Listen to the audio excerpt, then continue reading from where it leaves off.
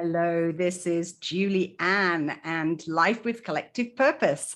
And today I am going to be talking about manifesting and the confusion that you can have between manifesting and your ego tricking you. So I want to tell a bit of a story. For those of you that know me, you know that recently I made an announcement on Facebook that I had found my retreat center. I had been manifesting and dreaming for at least 3 years about owning my own retreat center in Puerto Vallarta in Mexico, where I could bring together all of my authors that I have published, plus other spiritual leaders and wisdom keepers, that they could all gather in this amazing retreat center in Puerto Vallarta, where we could inspire and change the world by sharing our knowledge. Now, for those of you that know me, you know that I have, some people would say, a charmed life, although this year has been quite exceptional in terms of some of the bad luck and upheaval that I've experienced. I lost my fiance in the middle of August, and I also nearly died myself from pneumonia. That was a very traumatic time, not only with the illness, but my fiance was in coma for almost 30 days. And so being here in Mexico by myself with no family or friends during COVID time, I really relied on my community to help and support me. So, of course, my community was really delighted to hear that I'd had a turn of events and that I had found my retreat center and that I would be moving there. Now, the turn of events would be extraordinary in any circumstances. But the fact that this did not turn out to be the way I expected it to be makes it even more extraordinary. So let me tell you the story. So when my fiance died, his nickname was Azuka, which is sugar. He was a really extraordinary man, full of joy. And everybody that had met him was always happy when they were around him, because he was just so joyful. Now, when he passed, I had quite a few people helping me to connect with him on the other side. And the theme that I had, doesn't matter who I was talking to, it was always around my safety, keeping me safe and keeping me happy. And so I had been, communicating with Azuka as I was going through the journey of grief. And I clearly remember that I was driving into Puerto Vallarta, into Old Town, and I'm in the car and I'm chatting along with Azuka. And I said to him, Azuka, I think I'm ready for a new partner. I feel very lonely. I miss you so much. I miss the company of somebody who's joyful all the time. I miss the companionship and the encouragement. I miss the nurturing and the love. And I kind of gave up a whole list, of what my new partner would be, which would be all that Azuka was to me, Plus he would be a techie and he would be a handyman, because those were the two pieces that were, kind of missing from Azuka. And then I also said, it would be really, really good as well if he was, young and handsome and, all the things that, you want from a young and handsome man. So I put the word out there, and it seemed that as soon as I said that suddenly I was attracting a lot of connections with young men. And that can be unusual in Puerto Vallarta. It's not that easy for a single woman to actually meet a straight guy in Puerto Vallarta.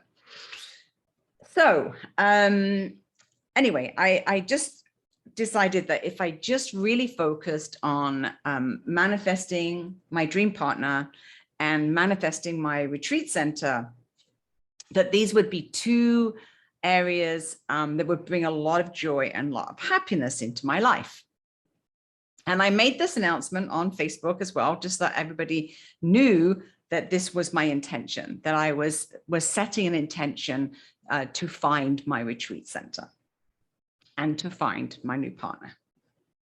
Although the new partner part, I didn't say so much about that. So very, very soon after that, I had another download that was, well, no one's going to find you if you don't make yourself be known in Puerto Vallarta. Since Azuka had passed in August, I had been, quite the recluse. I'd been kind of at home in Miss Maloya. I wasn't really socializing with anybody. I wasn't really, getting out there. And so, I was sitting there thinking, well, of course, how am I going to make any connections if nobody knows who I am? So I had just done a video, a podcast show, actually, a short one, about finding purpose and collective purpose, and the importance of people gathering together as a collective. And I put it out to all the groups in Puerto Vallarta. Now, there are about 20 different networking groups on social media in Vallarta, because there's a very large, growing expat population here. It's a way for everybody to connect. And so one of those networks that I had put out my video was a network called Digital Nomads. And this is a network for people that are working remotely from Puerto Vallarta. Digitally, they're doing online work of some description, freelance work. And I had a contact from a young man called Vicente. And he said to me, oh, I saw your podcast show, and I thought you would be interested to come along to Artis Mentales. It's a flotation center, and you can meet John, who facilitates it, and he does coaching. So without any hesitation, I just said yes. And because, of course, I'm following the breadcrumbs of manifesting, which is, you follow the clues, you look for coincidences, you follow your intuition. And so I grabbed my podcast equipment, and the very next day headed up to Cinco de Diciembre area of Puerto Vallarta. And as I'm driving up and up and up the hill to the very top of the hill, the houses are getting more spectacular. The villas are just beautiful, and a lot of the traditional Spanish architecture. And of course, as you went further and further up the mountain, you were getting a more and more spectacular view of the Bay of Banderas and all of the downtown of Puerto Vallarta. And as I'm driving, I can remember clearly thinking, wow, it's really beautiful up here. I would never consider previously even thinking about having a retreat center that close to downtown, because downtown can be very noisy. You know, there's a lot of music and nightclubs.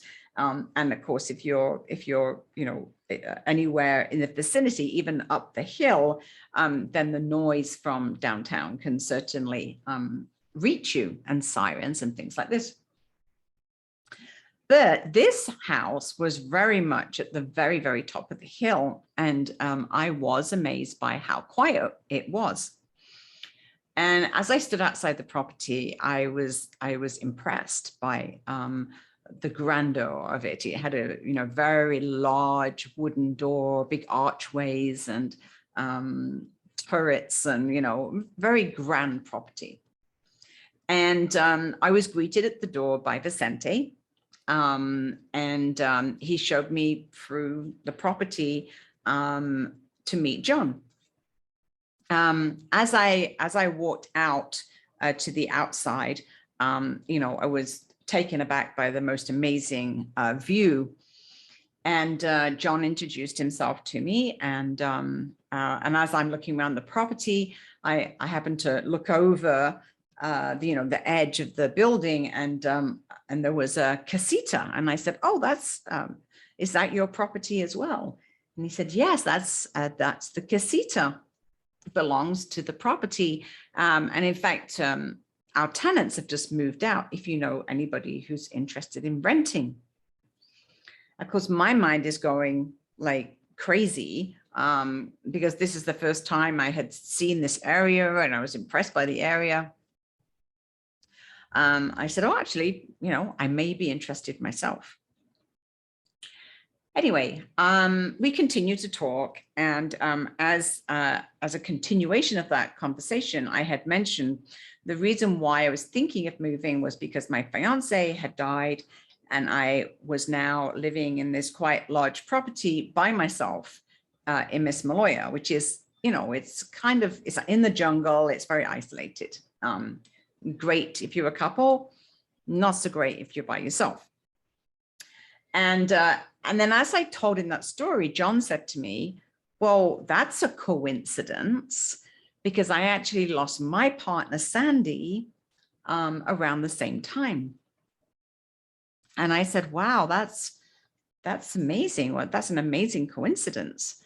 And just as I said that, there was a large bumblebee that kind of buzzed in front of my face, and I had used this in meditation as a sign. You know, if I was going down the right path towards manifesting my dreams, this sign would be there. So I'm looking at all these coincidences, and then John said to me, in fact, Sandy had said to me when she passed, because I said to her, "You know, what's going to happen to this place after you leave? You know, you're the one that's been bringing all the customers. You're the one that's been bringing the energy and the light. You know, I don't know how to run this retreat center. What's going to happen?" And she had told him, "Don't worry, a woman will be coming along. She's going to take care of everything, and she's going to bring a lot of light and energy and people to the retreat center." And so then he kind of looked at me and he smiled and he said, "And there you are." So I kind of laughed and showed me around the building. It was 6 bedrooms. It had a really large living room space. You could easily fit 100 people.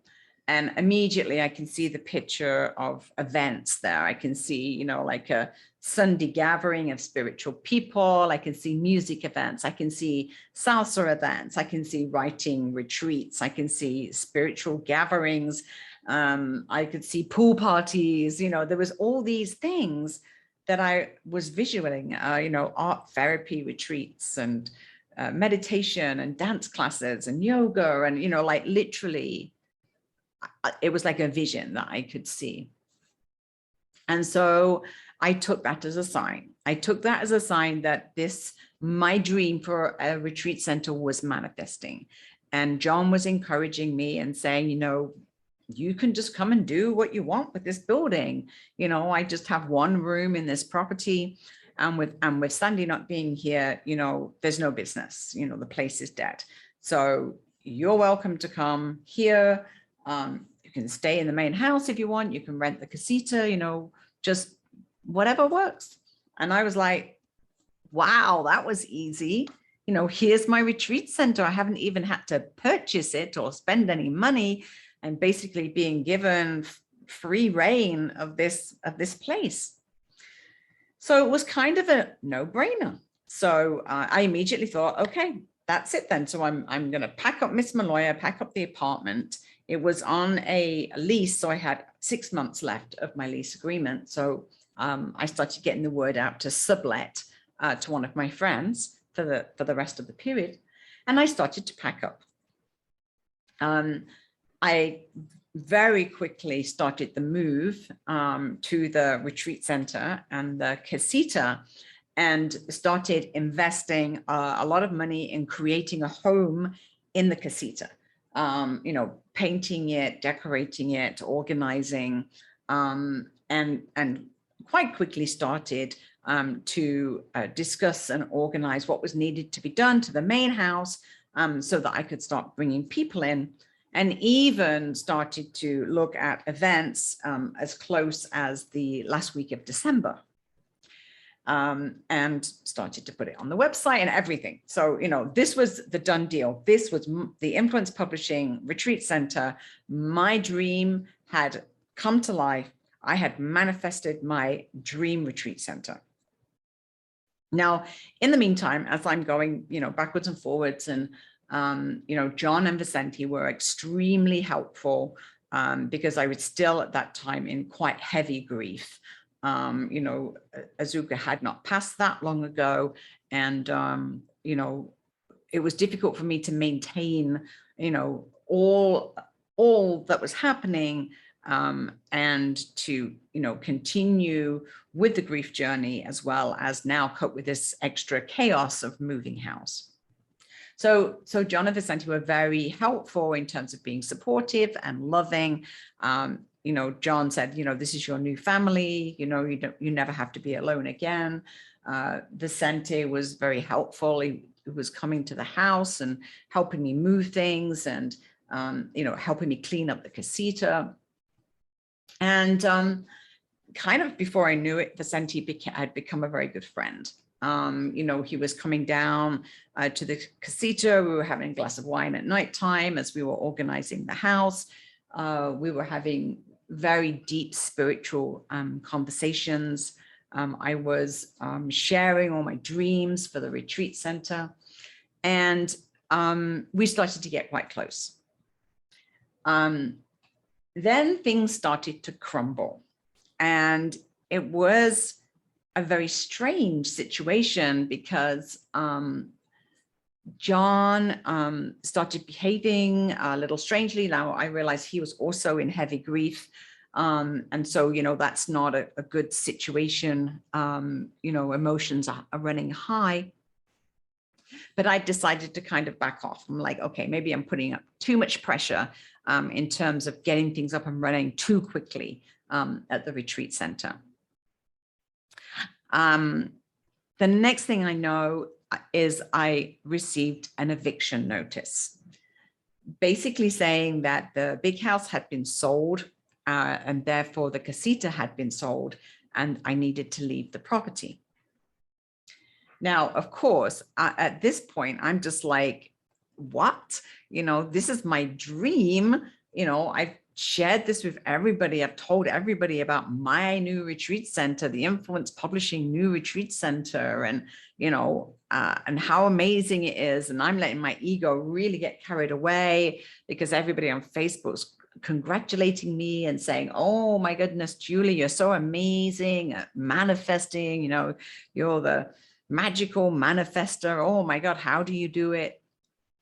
And basically I just allowed my ego to just run with this. And I think somewhere along the line, I had mixed up, you know, manifestation of my dream, the retreat center, and forgetting you know, to do things like put stuff in writing, get clarity, etc. So this was not my dream. This was not my retreat center. And after spending 6 weeks decorating, planning, making the casita beautiful, and, you know, pretty much within 6 weeks, I still had boxes unpacked. And now I was being asked to move out. Now, the one person that was an absolute rock through this whole thing was Vicente. And by this time, we had started to get romantically involved. And as the pressure and the stress of my dream being taken away from me, and having to move again after only 6 weeks, we became closer and closer within our relationship. And I realized that this was connected to Azuka. And the turning point of my realization for that was one evening, we're having dinner, and Vicente suddenly looked at me with a strange, not a strange, but a very calm look on his face. And he just said, I give Azuka permission to use my body. And the next thing I know, Azuka was in Vicente's body, communicating with me directly through Vicente. Now, this has happened a few times since, and we've got help in terms of supporting us in that communication, but realizing that this whole story of manifesting a retreat center was never about the retreat center. It was only my ego that made it about the retreat center. In the meantime, my relationship with Vicente and Azuka was blossoming, and my spiritual relationship was blossoming. But I was letting my ego distract me from all of that was happening as well because of the retreat center. So the minute I let go of the retreat center and said, this is not actually my retreat center. This was never about the retreat center. This was always about Azuka and Vicente. And now I realize that when it comes to manifesting is really a manifestation of our spiritual journey, our path. And my path is a much bigger path than I ever realized it was. And in order for me to do that, I've now been shown a new soulmate, a spiritual partner, which is also very connected to Azuka. So I've now got that strong connection with Azuka, but also now with my new partner, Vicente. And together we're having very deep spiritual conversations about the new generation of healers, which is Vicente. And the partnership of the two generations joining together, this is the evolution of healers, the evolution of spiritual leaders. So it's a very significant path of my personal journey, my personal spiritual journey. And now I am back in Miss Maloya, back in my old apartment, and just delighted to be back here. I have put that whole event now as an experience, not about the retreat center and manifesting a retreat center, but actually looking for the next step in my spiritual journey with my new soulmate, supported also by Azuka. And so, you know, my message at this time of the year where we're approaching Christmas and approaching the new year is, yes, you can manifest your dreams, but don't be attached to them, because there may be something much bigger, a much bigger purpose than you could possibly ever know. And what you really need to do is to just follow those clues, let the divine guide you, ask for guidance, and don't be attached to the outcome. Don't be attached to your version of your dream, because there's a much bigger purpose, a much bigger agenda, a much bigger collective purpose that is happening.